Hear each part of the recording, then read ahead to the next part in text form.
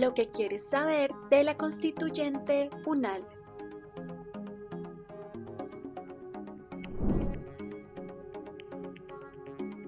¿Cuáles son las características y tendencias del sistema de educación superior en Colombia? Cuando hablamos de las características,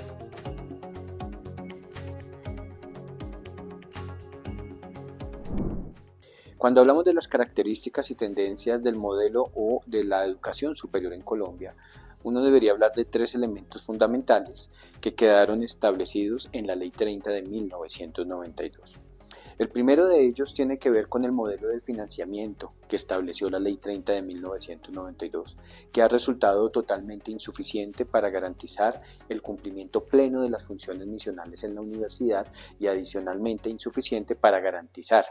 la llegada de la educación superior como un bien común y adicionalmente del derecho fundamental a la educación superior.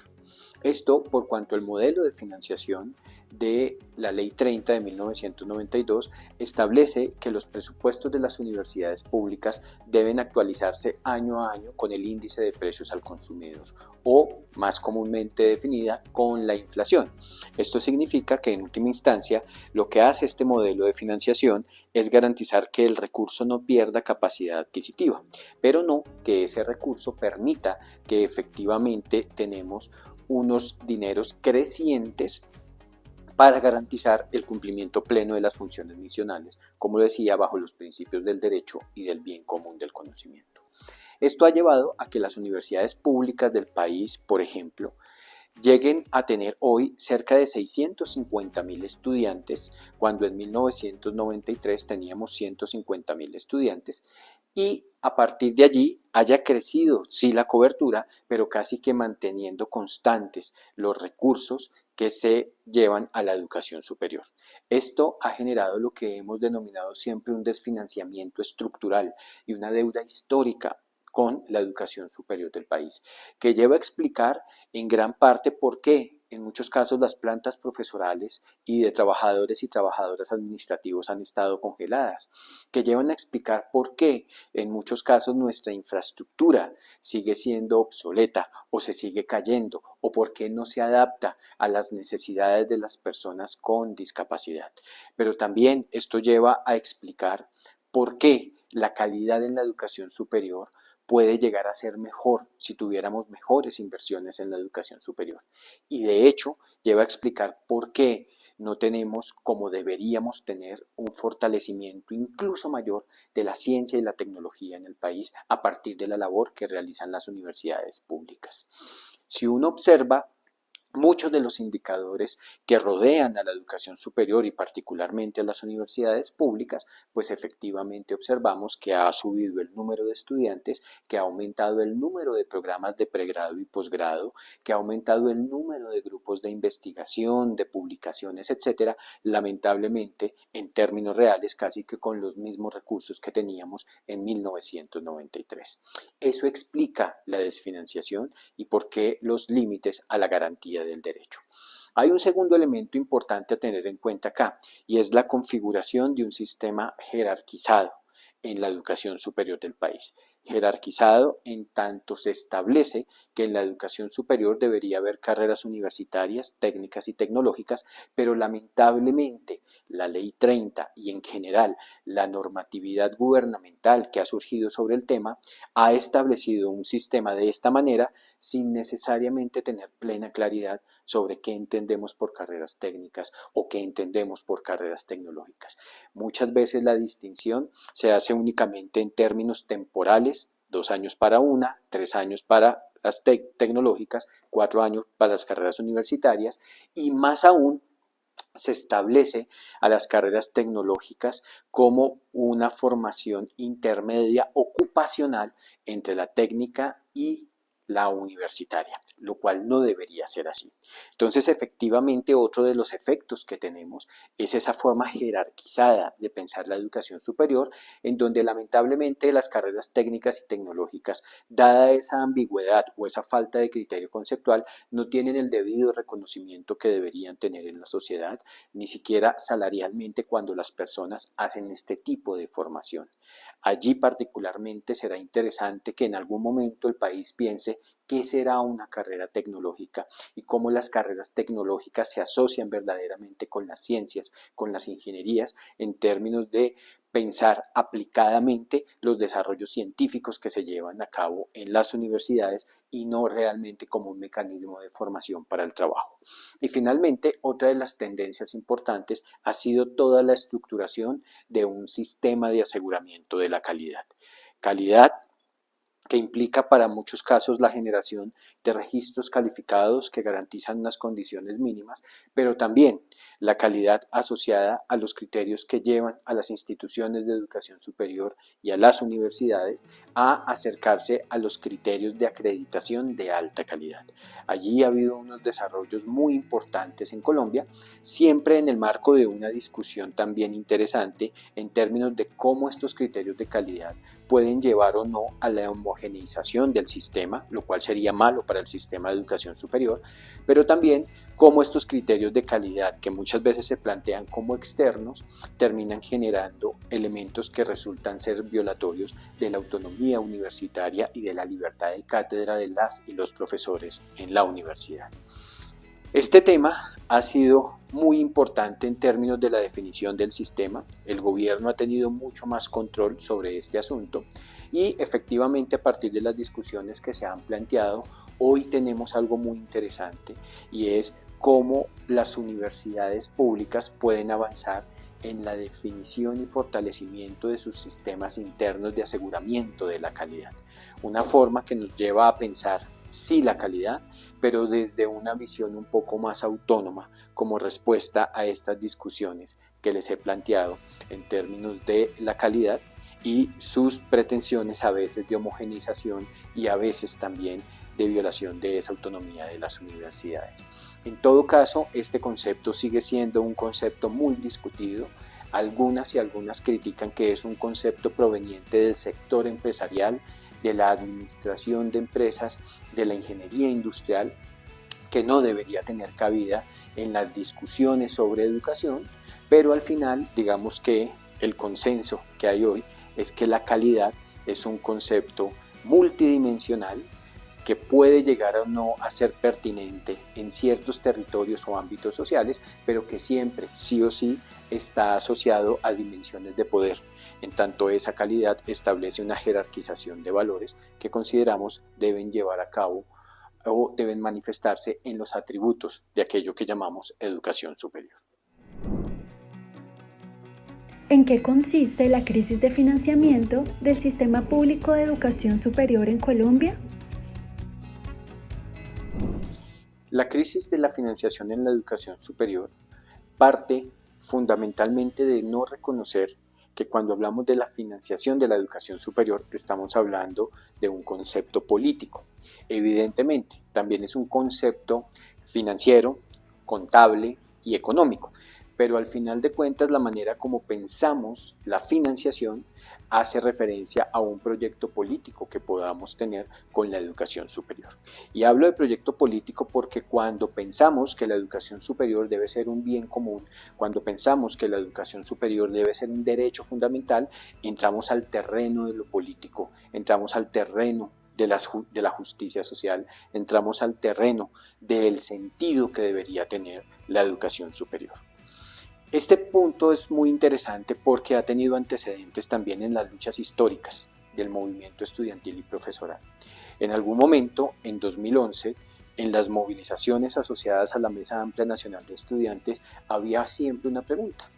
¿qué modelo de educación para qué modelo de país? Y de allí se derivó otra pregunta: ¿qué modelo de financiación para qué modelo de educación para qué modelo de país? Entonces, efectivamente, esto nos lleva a pensar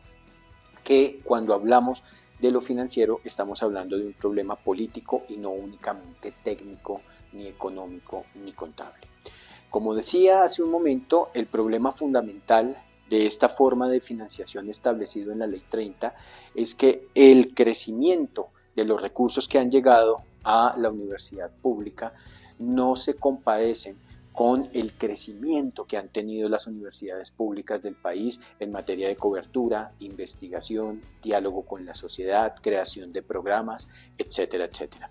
Esto ha llevado a que tengamos hoy un desfinanciamiento estructural que algunos tasan entre 19 y 21 billones de pesos, a pesar de los grandes esfuerzos que ha hecho el último gobierno para tapar esa deuda histórica, pero que efectivamente sigue estando vigente en las universidades públicas y la seguimos padeciendo a diario en términos de las dificultades que tenemos para garantizar que las y los jóvenes accedan realmente al derecho a la educación superior. Pero digamos que si bien por el lado de la Ley 30 tenemos esos elementos que explican la desfinanciación y la crisis financiera, tenemos también, por otro lado, iniciativas gubernamentales que han tendido a privilegiar lo privado sobre lo público. Y cuando hablo privilegiar lo privado sobre lo público, hablo, por ejemplo, de todos los mecanismos de financiación a la demanda que se plantean en el país, particularmente a partir del crédito educativo. De ahí el crecimiento que en algún momento tuvo el ICETEX, pero también de ahí el crecimiento o el incremento que en su momento tuvo programas como Serpi lo Paga, Generación E, que buscaban establecer como eje central de la financiación de la educación superior en Colombia el crédito educativo. Incluso en algún momento en el documento de 2034 que se hizo en 2014, que se llamaba Acuerdo por lo Superior 2034, se estableció que a 2034 al menos el 50% de las y las personas que accedieron a la educación superior lo deberían hacer mediante el crédito educativo. Hoy estas visiones siguen teniendo vigencia y siguen siendo vigentes porque, por ejemplo, a través del modelo de financiamiento contingente al ingreso, un concepto extraño que simplemente establece que las personas deben endeudarse para acceder a la educación superior y que este sistema garantizará que pagarán sus deudas solo cuando estén trabajando y en una proporción adecuada al nivel salarial, siguen teniendo hoy fuerza dentro de la discusión de la educación superior. Por supuesto que estas son formas privatizadoras en donde cada individuo debe responder por su educación superior, pensando racionalmente también en que debe escoger aquellas carreras que efectivamente generan mayor rendimiento y que generarán mayor empleabilidad. Tal vez, y por eso de ahí el criterio privatizador, esto puede ser bueno para el individuo, pero no necesariamente aporta al bien común de la sociedad y además lleva a instrumentalizar y a concebir la educación únicamente desde una perspectiva instrumental como medio para ganar mejores salarios y no como un elemento fundamental también para transformar la sociedad. Como se dan cuenta, entonces hay dos visiones opuestas y contrapuestas para pensar la financiación de la educación superior en Colombia. Y en ese intermedio aparecen otras posibilidades que han sido generadas desde el gobierno, como la reforma al ICETEX, pero también desde el movimiento estudiantil y profesoral en términos de la reforma contra los abusos del ICETEX. Aparece también la gratuidad en la matrícula, como una reivindicación fundamental del movimiento estudiantil y profesoral que avanza en la garantía del derecho, pero que no lo agota. O aparece también la propuesta que hace el sistema universitario estatal, la red de instituciones técnicas y tecnológicas universitarias, para garantizar mayores recursos a la base presupuestal de las universidades y las instituciones de educación superior, de tal manera que se garantice la sostenibilidad del sistema. Pero aparece, finalmente, la propuesta elaborada por el Centro de Pensamiento en Políticas Públicas de Educación Superior de la Universidad Nacional de Colombia, en donde se propone una forma de financiación que realmente nos lleve a la garantía del derecho y a la garantía del bien común del conocimiento. Y allí, para ponerlo muy simplemente, lo que se establece es que necesitamos un modelo de financiación que garantice el cumplimiento pleno de todas las funciones misionales, no solo coberturas, que garantice bienestar, que garantice componentes contracíclicos que nos permitan enfrentar las crisis económicas sin que las y los estudiantes tengan que abandonar sus estudios, que establece además una regla presupuestal que todos los gobiernos, venga el que venga, tendría que cumplir para garantizar nuestra autonomía y que establece un monto de recursos específico. Hemos dicho que ese monto de recursos debe ser equivalente al menos al 1% del Producto Interno Bruto de la economía colombiana. Solo con esto realmente las universidades públicas del país podrán avanzar en el cumplimiento pleno de sus funciones misionales, garantizando, uno, su calidad, su pertinencia, su diálogo con la sociedad y evidentemente horizontes de justicia social, pero adicionalmente también trataremos de garantizar con esos recursos, si es que logramos que la Ley 30 se reforme, garantizar, decía, el cumplimiento de sus funciones misionales, pero también la posibilidad de responder a las múltiples expectativas que la juventud colombiana tiene sobre la educación superior. Por eso en este momento se discute en el Congreso la reforma a los artículos 86 y 87 de la Ley 30 y la propuesta de la Universidad Nacional, que esperamos sea acogida, es que ese recurso equivalga en adelante al menos al 1% del Producto Interno Bruto en el país. ¿Qué acciones deberían realizarse para fortalecer el sistema de educación superior colombiano en clave del derecho a la educación y el acceso al bien común del conocimiento? Tres elementos creo que son fundamentales. El primero, evidentemente, transformar el sistema de financiación de la educación superior en Colombia, en los términos que he venido planteando y mostrando que evidentemente allí hay toda una disputa y una forma de entender la dimensión presupuestal como un asunto político, asociado a la manera como pensamos la educación superior y el sentido que le damos. Dos, creo que es fundamental que resolvamos por fin qué entendemos en Colombia como carreras técnicas y tecnológicas, que definamos con precisión qué son las carreras tecnológicas y las carreras universitarias en relación con la vinculación al sistema de ciencia, tecnología e innovación que lamentablemente viene teniendo cada vez menos recursos y que nos lleva a pensar en la necesidad de que efectivamente allí tenemos como sociedad una tarea pendiente y en donde las universidades públicas pueden hacer enormes contribuciones de acuerdo con un modelo de financiación distinto, pero también con una forma distinta de conceptualizar lo técnico y lo tecnológico y de pensar la articulación de las universidades con el sistema de ciencia, tecnología e innovación. Hay un tercer elemento fundamental aquí que creo que lo he mencionado y es aprovechar esta posibilidad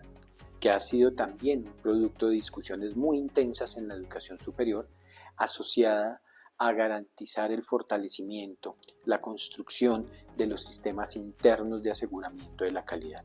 Una forma como cada institución tendrá la posibilidad de pensar, de autoevaluarse y de analizar a partir de sus funciones misionales y su singularidad cómo aporta a ese sistema de educación superior y cómo aporta a la solución de los problemas del país. Para la Universidad Nacional de Colombia este punto es esencial porque efectivamente en el ejercicio que se hace actualmente de formular y construir un sistema interno de aseguramiento de la calidad, estamos pensando que eso se debe hacer entendiendo que somos una universidad pública, que somos una universidad nacional, que somos una universidad autónoma y que adicionalmente somos una universidad con un régimen especial, lo cual nos lleva a tener una especificidad y una singularidad dentro del sistema sobre la cual tenemos que valorarnos, autoevaluarnos, de tal manera que nuestra educación sea también una educación de calidad de acuerdo a nuestros principios, sin renunciar, por supuesto, a todo lo que nos puede decir el sistema externo de aseguramiento de la calidad a partir de los criterios de acreditación de programas o los criterios de acreditación institucional. Pero todos estos elementos implican una forma distinta de pensar el gobierno universitario, implican una forma distinta de democratizar la vida universitaria. Y en ese sentido es que empieza a tener sentido la idea de un proceso constituyente en la Universidad Nacional de Colombia, que es un proceso que simplemente lanza una pregunta y es cómo debería ser el gobierno de la universidad para garantizar el cumplimiento pleno de sus funciones misionales, entendiendo que la autonomía no es solamente un problema que tenemos que pensar con respecto a actores externos, sino también con actores internos que intentan monopolizar el sentido de la universidad, que intentan monopolizar las acciones de la universidad y la manera como la universidad enfrenta los desafíos y los retos que tenemos hoy en el marco de la sociedad, en el marco de la crisis civilizatoria. Entonces es muy interesante entender que muchos de los elementos que he mencionado dependen también de que pensemos nuevamente ese gobierno universitario, que reflexionemos y que entendamos que la libertad académica, la libertad de cátedra y la libertad que nos permite tener hoy la autonomía universitaria es la base fundamental también para lanzar preguntas a la comunidad universitaria y resolverlas. Estas preguntas no pueden ser coartadas ni bloqueadas de ninguna manera, porque de esa forma estaríamos atacando la esencia misma de la universidad, de aquella universidad sin condición que tiene la posibilidad de pensar, de decir, de hablar, de cuestionar y de tomar todas esas preguntas, todas esas discusiones y hacerlas públicas ante la sociedad colombiana. El llamado entonces aquí es que tenemos una posibilidad muy interesante de hacernos esa pregunta y de responderla como comunidad universitaria, para entender que el gobierno universitario y la democratización de la vida universitaria son elementos totalmente complementarios a las tres tendencias que hablaba yo en materia de financiación, sistema y calidad, pero que adicionalmente son un elemento fundamental para garantizar el cumplimiento pleno de las funciones misionales en el marco de la sociedad contemporánea. En el 2025 estamos en modo constituyente UNAL.